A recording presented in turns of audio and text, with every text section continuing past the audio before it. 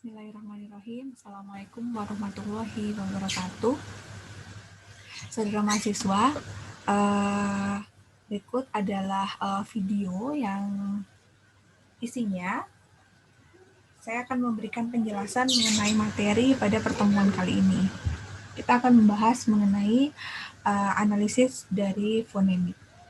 Nah, pada e-learning tentu saja yang bisa Anda baca sudah jelas bahwa itu merupakan kajian untuk pertemuan minggu ini. Namun karena kita terbatasnya, karena ada kendala dan juga kesepakatan, saya akan menjelaskan dengan video ini. Baik, saya akan share screen dulu. Materinya bisa Anda dapatkan dan Anda download dari e-learning.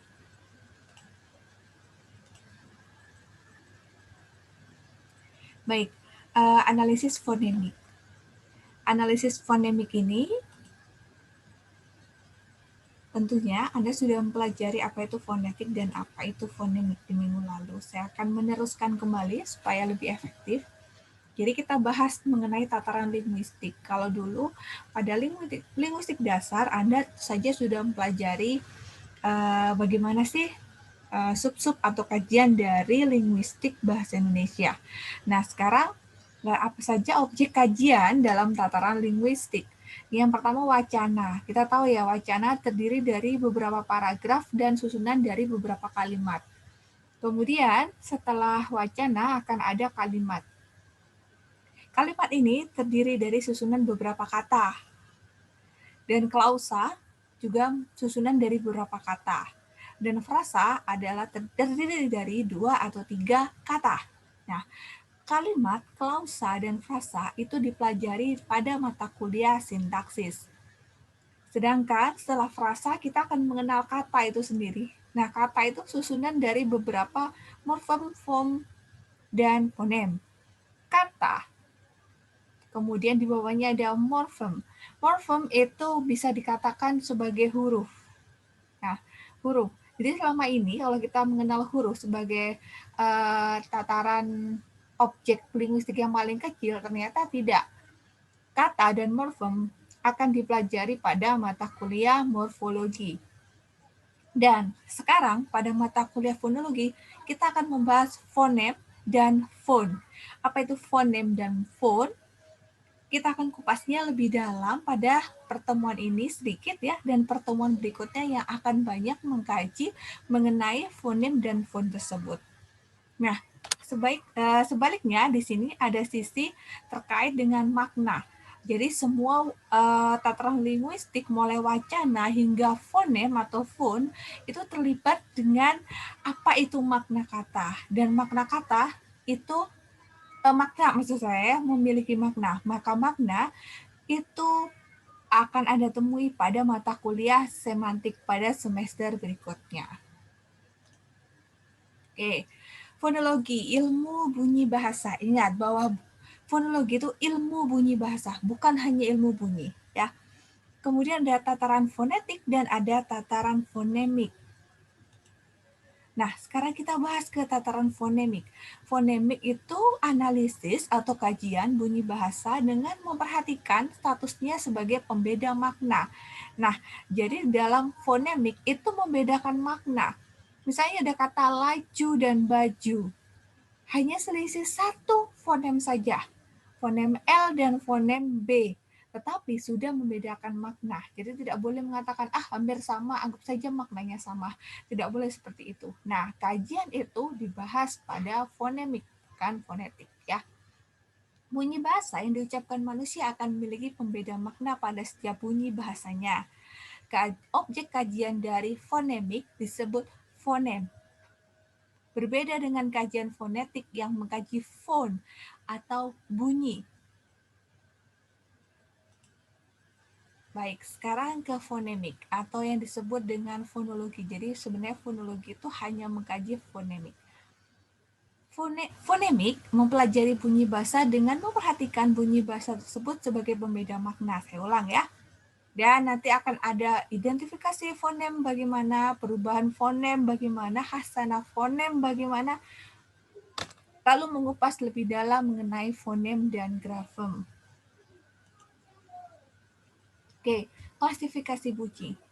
Pada klasifikasi bunyi bahasa, Anda akan mengenal yang namanya vokal dan konsonan. Nah, pada vokal, arus suara setelah melewati pita suara tidak mendapat hambatan. Kita tahu bahwa ketika kita bicara, maka kita membutuhkan pita suara. Saya rasa waktu zaman sekolah Anda sudah tahu ya di mana pita suara. Hanya mungkin bentuknya yang Anda tidak tahu. Anda bisa mencari di Google dan nanti akan dibahas lebih lanjut mengenai pita suara. Dan arus udara setelah melewati pita suara tidak mendapat hambatan. Apa maksudnya di sini hambatan? Jadi, minggu depan kita akan membahas tentang bagaimana bunyi itu dihasilkan. Yang Anda ketahui adalah ketika kita bicara, kita harus bernafas. Karena arus udara itu dibantu dengan pernafasan. Arus udara itu diberikan dengan pernafasan. Jadi artinya setiap kita bernafas, kemudian ada udara yang kita hembuskan keluar, kalau tidak mendapatkan hambatan dari alat ucap, maka tidak menghasilkan suara. Saya ulang ya, kita tarik nafas, lalu hembuskan, maka hanya ada hembusan udara. Tetapi jika kita menghambat dengan alat ucap itu yang ada di mulut, lidah, tenggorokan, kerongkongan semua ya. Itu nanti kita bahas sendiri tentang alat ucap. Misalnya begini, untuk menghasilkan huruf P atau huruf B, hambatannya adalah merekatnya bibir atas dan bibir bawah ketika udara keluar. Contohnya seperti ini. P, B, mulut atas dan mulut bawah, bibir atas dan bibir bawah itu memiliki saling merekat. Jadi akan menghasilkan huruf P dan B. Anda bisa coba lakukan, silakan mengatakan huruf P atau B, tapi mulut atas dan bawah tidak Anda tempelkan.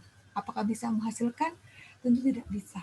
Ya, nah kembali lagi, vokal dan konsonan. Jadi arus udara yang melewati pita suara, ya, tidak mendapat hambatan. Jadi bunyi vokal A, I, U, E, O itu tidak mendapatkan hambatan. Sedangkan konsonan itu mendapatkan hambatan. Berikutnya, klasifikasi bunyi. Vokal, ini ya, jadi ada vokal, ada konsonan. Lalu kemudian di tengahnya ada yang namanya diftong. Diftong itu vokal yang rangkap. Jadi kalau vokal itu A, I, U, E, O. Kalau konsonan itu B, C, D, F, G, H, I, H, J, K, L, M, N. Semua sampai Z. Dan diftong adalah vokal rangkap. A, U, A, I itu vokal rangkap. Nah, selanjutnya kajian fonetik. Berdasarkan tidak ada rintangan terhadap arus udara, ada vokal, ada konsonan, ada semivokal. Semivokal itu sama dengan diftong ya, saya ulang lagi. Analisis fonem dasarnya, dasar-dasar analisis fonem adalah pokok pikiran yang dipakai sebagai pegangan untuk menganalisis fonem-fonem suatu bahasa. Karena pokok pikiran tentang bunyi itu berbentuk pernyataan-pernyataan yang lumrah atau yang bisa kita maklumi, sehingga tidak perlu dipersoalkan lagi. Kembali lagi ke sifat bahasa yang ditren. Ya, maka pokok-pokok pikiran disebut dengan premis-premis. Nah, sekarang kita membahas tentang fonem sedikit. Sebenarnya nanti akan ada dibahas pertemuan berikutnya fonem yang lebih dalam lagi. Ya, sekarang ke bentuk dan makna fonem. Fonem itu bunyi terkecil yang dapat membedakan arti. Sedangkan huruf adalah lambang bunyi atau lambang fonem. Saya ulang ya, di sini. Bunyi terkecil yang dapat membedakan arti itu disebut fonem. Lalu huruf adalah lambang bunyi atau lambang dari fonem. Apakah fonem sama dengan huruf? Fonem bunyi dari huruf. Dan huruf adalah lambang dari bunyi. Jadi fonem sama dengan bunyi adalah sesuatu untuk didengar.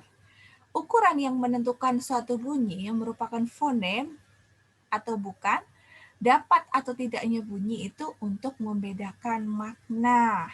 Nah, contohnya pada fonem seret dan seret sebagai pembeda makna.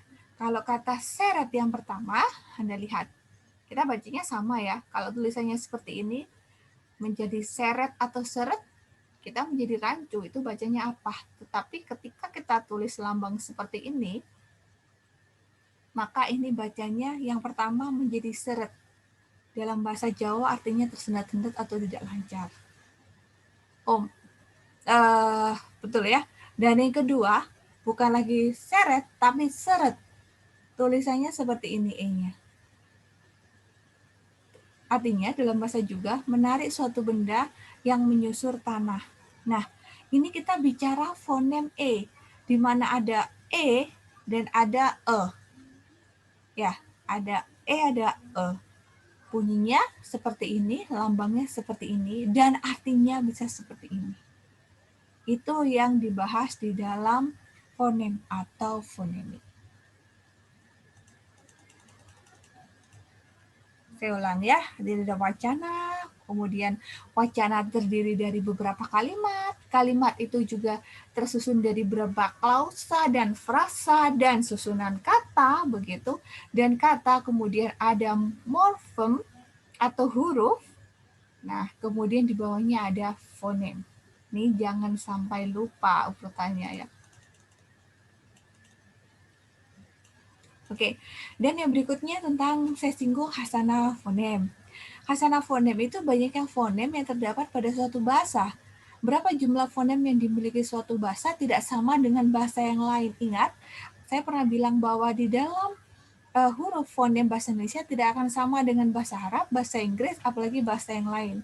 Kalau kita merujuk pada huruf fonologi internasional, jumlahnya sangat banyak. Tapi kita cukup mempelajari fonem bahasa Indonesia terlebih dahulu.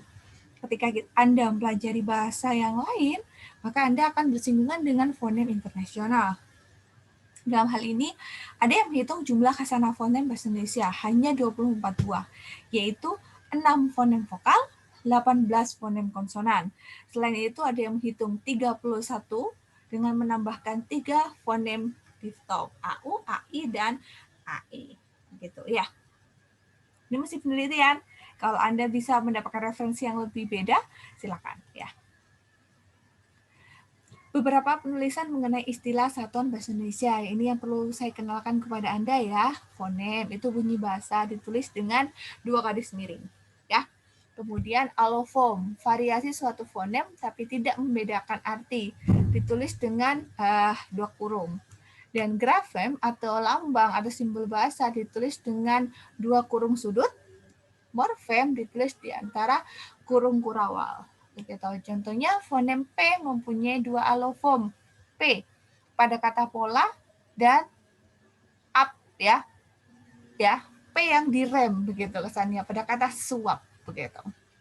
Grafem E memiliki fonem E ya pada kata sore E dan fonem E pada kata besar.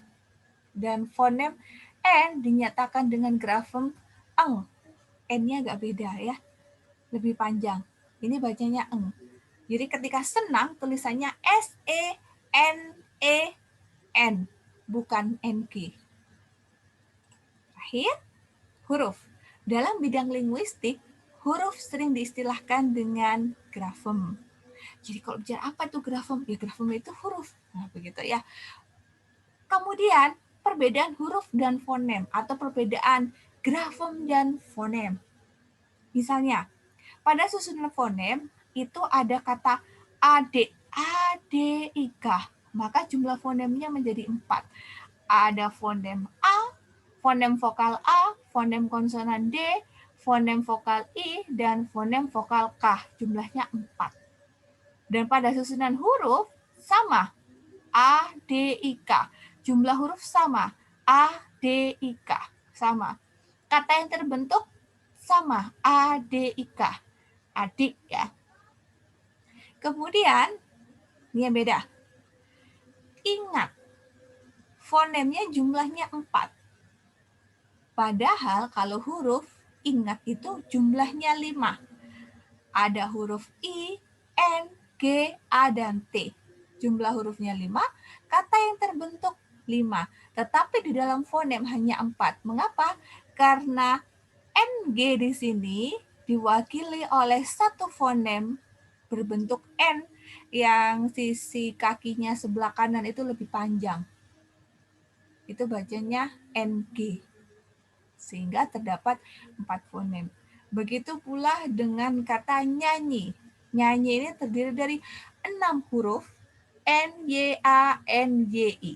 Nah, tetapi lambang di dalam fonem N ya, yang kakinya lebih panjang tapi tidak melengkung dibaca dengan NY. Sehingga kata nyanyi yang jumlah hurufnya itu 6 di dalam fonem hanya berjumlah 4. Begitu juga dengan kata pantai. Kata pantai, nah inilah yang disebut diftong AI ini. Diftong AI, vokal rangkap AI. Jumlah pada kata pantai itu memiliki 6 huruf, tetapi pada fonem hanya memiliki 5. Karena, 6 ya, maaf ya, 6. Nah, di sini karena Y itu bisa mewakili AI. Sebenarnya ini A-nya harus hilang. Jadi tulisannya panti memang ya, tapi bacanya pantai.